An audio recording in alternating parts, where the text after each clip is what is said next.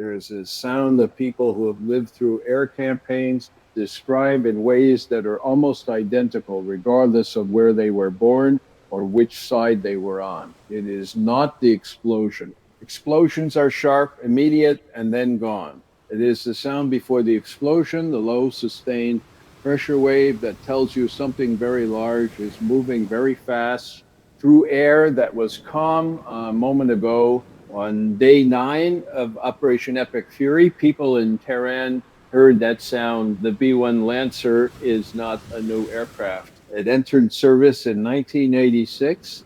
It does not carry stealth technology in the way the B-2 Spirit does. What it carries instead is payload up to 75,000 pounds of ordnance and speed capable of Mach 1.25 at altitude. It is a machine designed to arrive before the defense is ready, deliver an overwhelming weight of munitions, and be gone before the response can form. On the 9th day of a campaign that the Pentagon named with the kind of language that governments use when they want the name itself to send a message, B-1 Lancers struck Iranian oil infrastructure in and around Tehran. Fires were reported at multiple facilities. Fuel supply lines to the western and southern regions of Iran, the logistics arteries that feed both the civilian economy and the military apparatus, were, according to early reporting, severely compromised. Ray McGovern spent 27 years inside the Central Intelligence Agency. He briefed 4 presidents. He watched empires of assumption get built in the corridors of Washington, and he watched them collapse when they met the weight of actual event. What he understood from the inside was that the moment a military operation reaches day 9 of anything named Epic Fury, the question is no longer whether escalation happened. The question is what happens now. That is the question we are going to answer. This episode is going to move through 4 things in sequence. First, we are going to explain what the B-1 Lancer actually is. Not the promotional version, not the congressional testimony version, but the operational reality of what this aircraft does and why it was selected for this mission. Second, we are going to look at what was struck, what the strikes were intended to achieve, and what the honest assessment of those outcomes looks like. Third, we are going to examine Iran's position, its military options, its political constraints, and the gap between what the regime says publicly and what the strategic situation actually allows. Fourth, we are going to step back from the immediate noise and ask the question Ray McGovern would ask: where does this go? Not where do the headlines go? Where does the situation go? Those are different things, and the distance between them is where most people get lost. This is not a cheerleading exercise for either side. It is an attempt to see clearly at a moment when clarity is in short supply. The B-1B Lancer was conceived during the Cold War as a low-level penetration bomber. The idea was to fly under Soviet radar, fast, carrying nuclear weapons. That mission changed when the Soviet Union and the B-1 was converted to conventional strike operations, the role it fills today. It is worth spending a moment on the physics of what made the B-1 the right tool for this operation, because the choice of platform always tells you something about the intended message. The B-2 Spirit, America's stealth bomber, is an aircraft of surgical precision and strategic ambiguity. It can reach targets that are fully defended without being detected. It is the aircraft you use when you want results without a public announcement. The B-1 is different. It is loud in both the literal and the strategic sense. When you send B-1 Lancers, you are not hiding what you are doing. You are making a declaration. The aircraft's variable sweep wing design allows it to fly supersonically at low altitude, which is operationally useful. But the choice of the B-1 over the B-2 for a strike of this visibility suggests that the decision makers wanted visibility. They wanted Tehran and Moscow and Beijing and every government watching to see the aircraft and understand the commitment behind it. Ray McGovern, in his later years of public commentary, returned repeatedly to the concept he called signaling through hardware.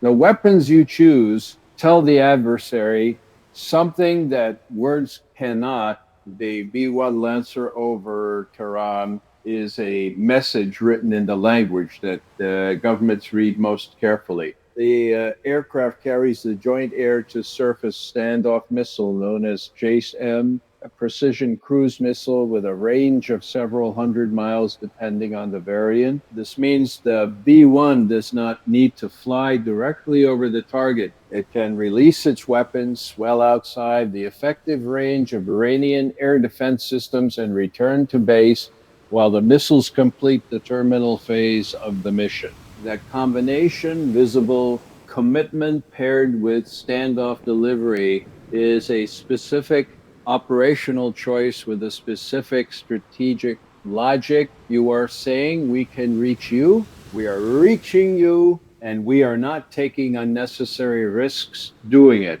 The targets in this phase of Operation Epic Fury were Iranian oil infrastructure, specifically processing facilities and storage depots in the greater Tehran area, along with pipeline junction infrastructure serving fuel distribution networks to the west and south of the country. This requires some explanation because oil infrastructure is often reported as though it is a single category. It is not. There is a significant military and strategic difference between striking an oil field, which is difficult to destroy quickly and recovers over time, and striking a refinery or a fuel distribution hub.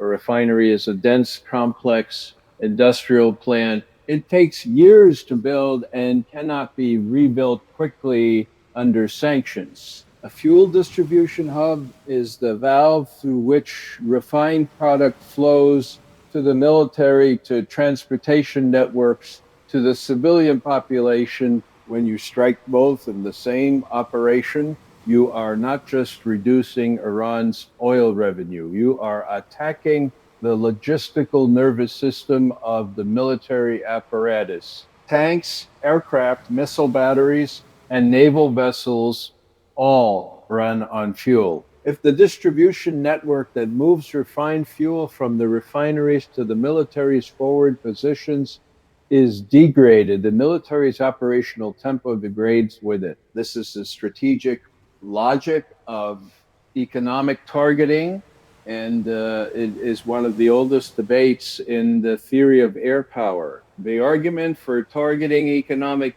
made by theorists going back to Giulio Douhet in the 1920s is that modern military power depends on industrial and logistical systems that are more vulnerable than the military itself. Destroy the factory and the army runs out of bullets. Destroy the refinery and the Air Force runs out of fuel. Ray McGovern was skeptical of this theory, not because the logic was wrong in the abstract, but because the history of its application was so mixed. Strategic bombing campaigns against German industry in World War II did significant damage, but German industrial output actually increased through most of the war, driven by dispersal, forced labor, and organizational adaptation.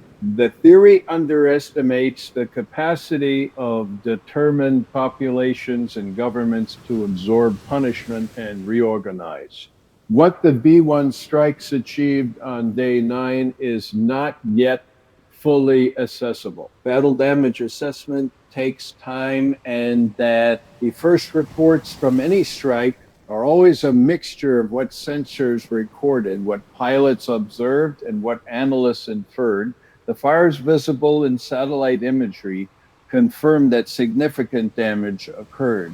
The operational effect of that damage on Iran's military and economic capability will take weeks to understand properly. What can be assessed immediately is the political effect. Iran's government cannot absorb strikes of this scale on the capital's industrial infrastructure without a response. The domestic political pressure is real. The question is, what kind of response is actually available? The Islamic Republic of Iran has been in the business of managing adversarial pressure from the United States for over 40 years. This is a regime with institutional memory of survival under conditions that at several points looked unsurvivable. That history matters when assessing how the leadership in Tehran reads the current situation. Iran has three categories of response available to it. The first is direct military retaliation against American assets. The second is proxy escalation, activating Hezbollah, the Houthis, and allied militia groups across the region. The third is diplomatic and economic, attempting to internationalize the crisis, accelerate relationships with China and Russia, and use the oil markets as a lever. Direct military retaliation is the option that gets the most attention and carries the most risk. Iran has demonstrated in previous exchanges a preference for calibrated responses that allow both sides to manage the escalation ladder.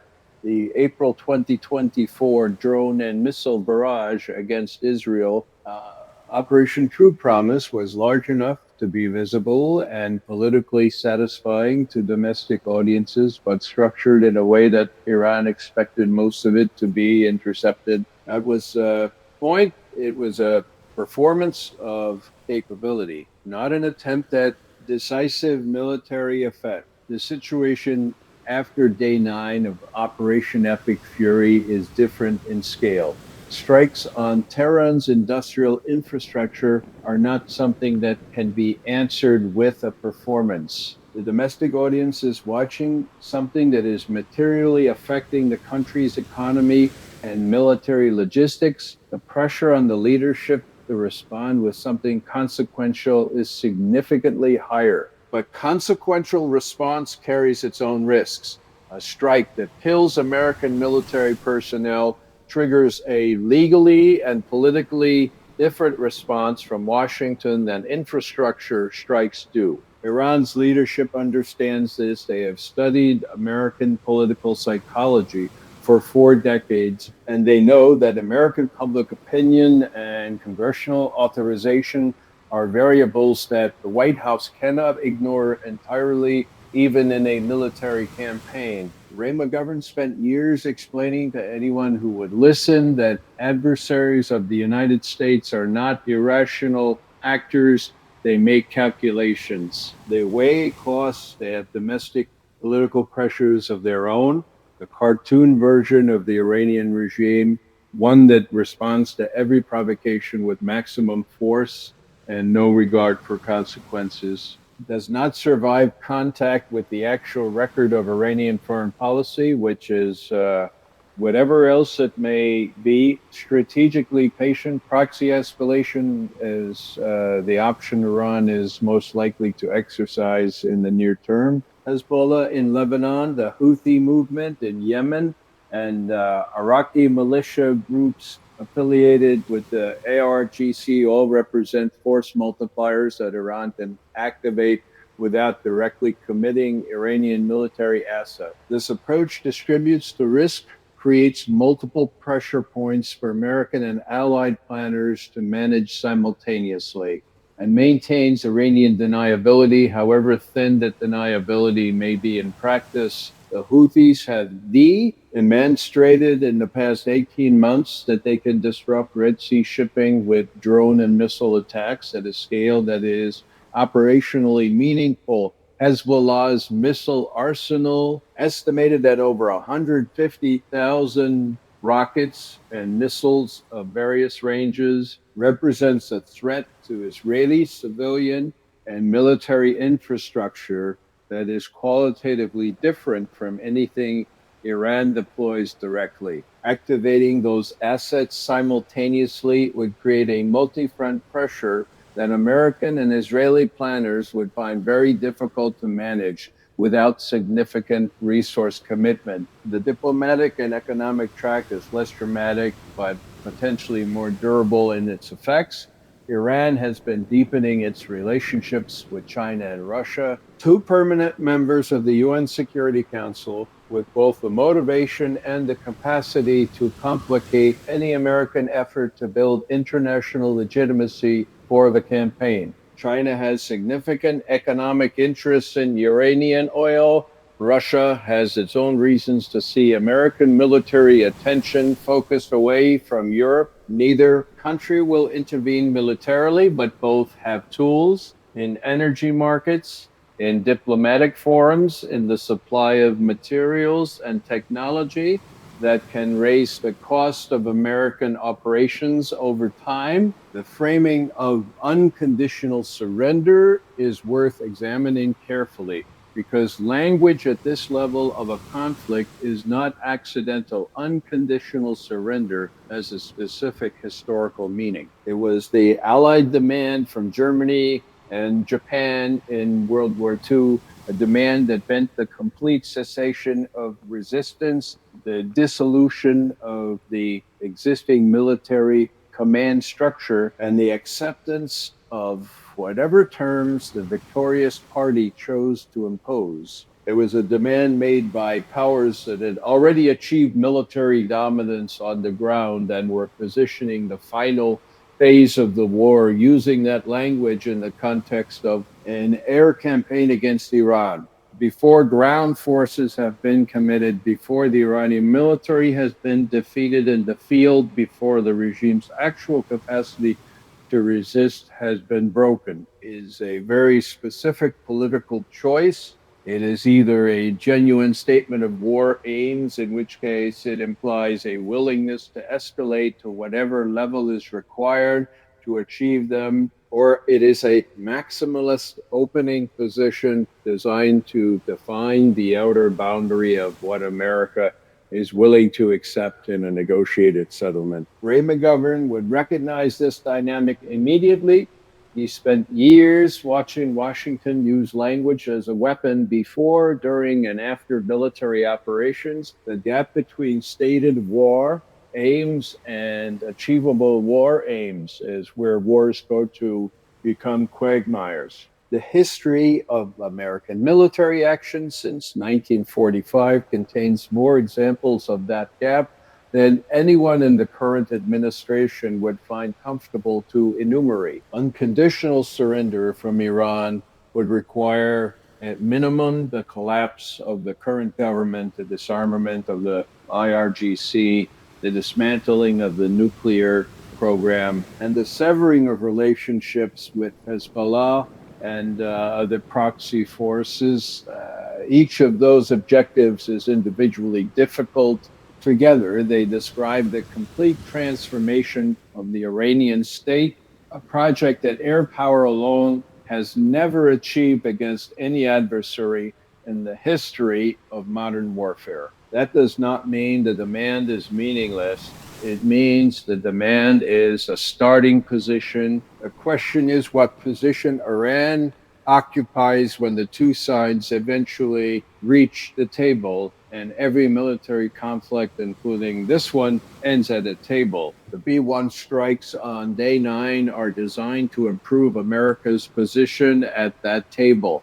Every day the campaign continues. The economic and military pressure on Tehran increases. The calculation from Washington is that pressure applied consistently and at sufficient scale will eventually produce a regime that is either willing to negotiate from a position of weakness or that collapses under the weight of its own contradictions. That calculation has a long track record of being partially right and substantially wrong simultaneously. Iraq's government collapsed. The aftermath required 2 decades and produced a region less stable than the one the invasion was intended to fix. Libya's government collapsed. The aftermath produced a failed state. The pattern is not reassuring. Iran is not Iraq or Libya. It is a country of 88 million people with a functioning, if strained, state apparatus, a sophisticated military, and a population that, whatever its feelings about its government, has a distinct and well documented tendency to rally around the state when faced with foreign military action. The Green Movement of 2009, the closest Iran came to internal regime change in recent memory, dissolved in part because the regime successfully framed it as a foreign-backed conspiracy. An American bombing campaign provides that framing for free. Ray McGovern's framework for assessing military conflicts was built on a simple question he returned to throughout his career. Who benefits from the continuation of this situation? It is not a cynical question. It is a clarifying one. When you strip away the stated rationale and political language and ask who concretely benefits from each day the conflict continues, the strategic logic becomes legible in a way it is not when you take official statements at face value. For the United States, the continued campaign serves several functions. It demonstrates American willingness to use military force at scale, a signal directed not just at Iran, but at every government watching, including North Korea, China, and Russia. It disrupts Iran's ability to project power through proxies by degrading the logistical infrastructure that supports that projection. And it creates pressure on the Iranian economy that the administration calculates will eventually produce a political result.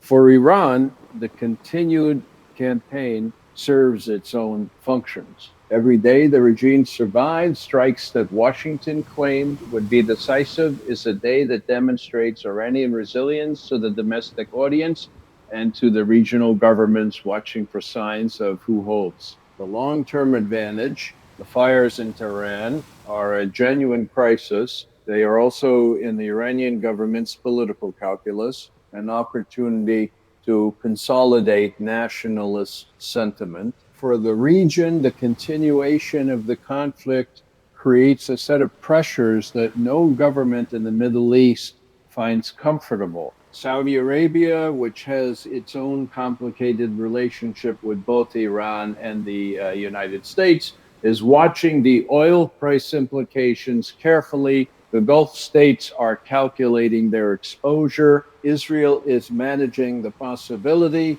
that a cornered Iran will choose to activate Hezbollah at a scale that forces a second front. Turkey is watching an opportunity to expand its diplomatic role as a potential intermediary. The honest assessment of where this goes is that it goes somewhere no one fully planned for, because that is where military conflicts go. The scenario that was war-gamed in Washington will have been partially correct and partially wrong in ways that matter. The Iranian response will surprise in its specifics, even if its general character was anticipated. And somewhere in the gap between the plan and the reality, there will be a moment that forces a decision that none of the current leaders would have chosen to face if they had known it was coming.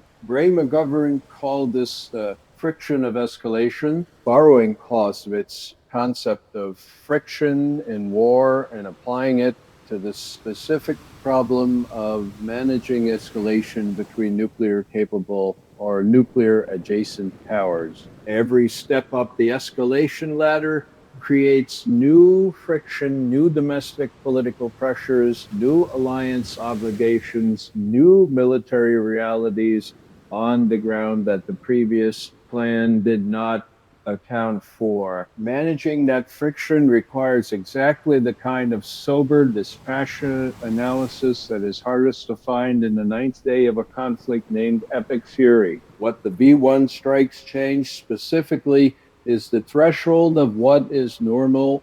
Before day 9, strikes on Iranian territory were episodic, targeted, and calibrated. After day 9, strikes on Iranian industrial infrastructure in the capital itself have happened. That is a new baseline. Every future decision will be made against the background of that baseline, and baselines, once established, are extremely difficult to walk back. There is an image from the history of the Cuban Missile Crisis that Ray McGovern returned to more than once in his public talks. During the 13 days of October 1962, both John Kennedy and Nikita Khrushchev received advice from their respect of military establishments that was, in retrospect, terrifying in its confidence. The Joint Chiefs recommended an air campaign followed by invasion. Soviet commanders on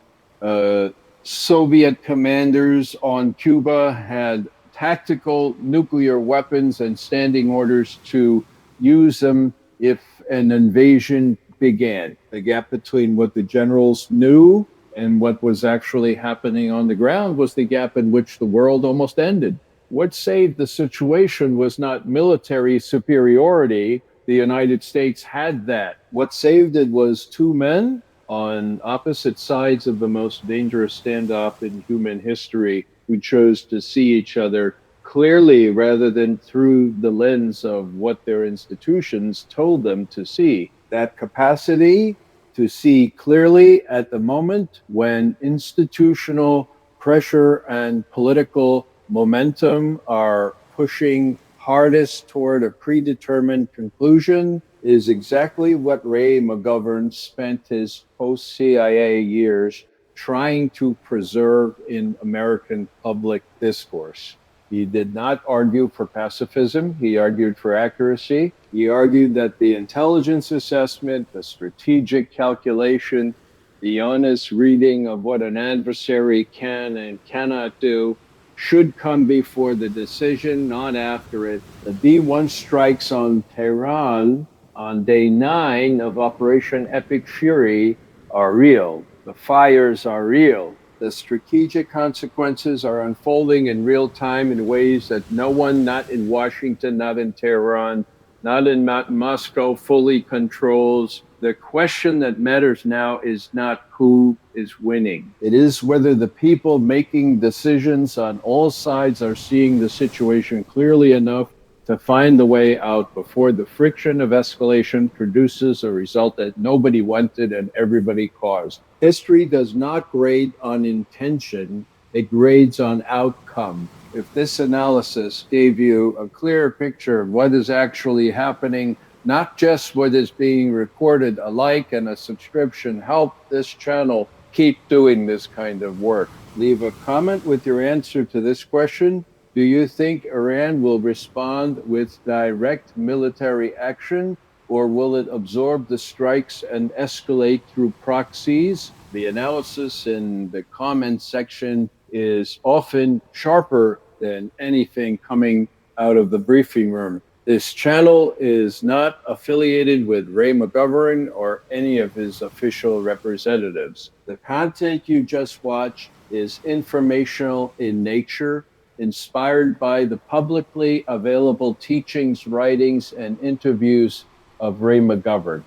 It does not constitute professional advice. Before making any major decision in this area, please do your own research and consult a qualified professional.